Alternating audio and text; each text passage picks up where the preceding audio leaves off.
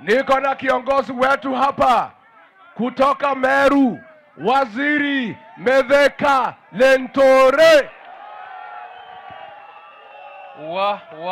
Hii ni Voi. Ni Voi ama nyingine? Watu wa Voi hamjambo. Bwana asifiwe.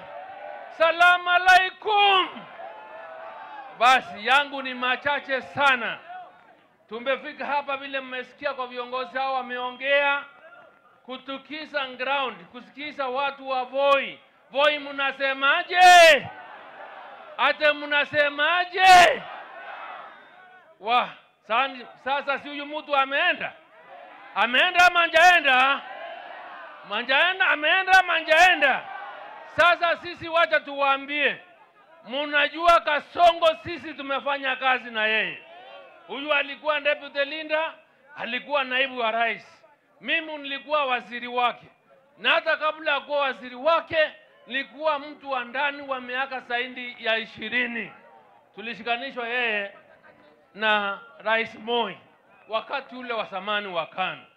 Kuna ukweli nataka kuwaambia. Siasa ambayo Mheshimiwa Ruto anachezea nchi hii ni siasa ambayo unaweza kusoma kwa kitabu ya mtu alikuwa anaitwa Pablo Escobar, ya kwamba upore nchi. Upore nini? Umepora nchi. Ukipora nchi unaenda pia ukipeana pesa ndogo ndogo, ukisema hata ni empowerment unafanya.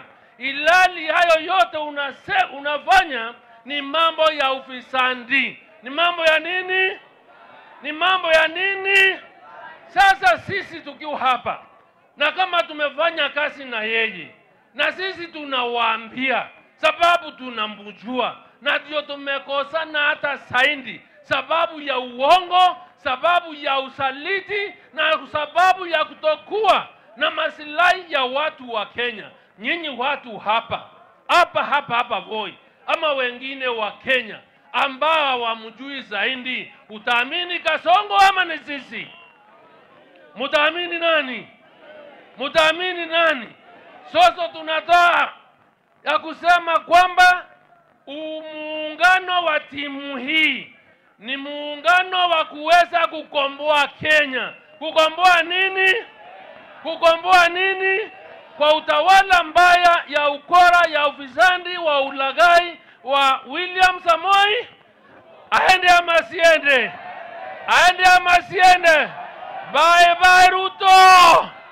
Ruto bye bye. Asanteni sana na Mungu awabariki. Thank you.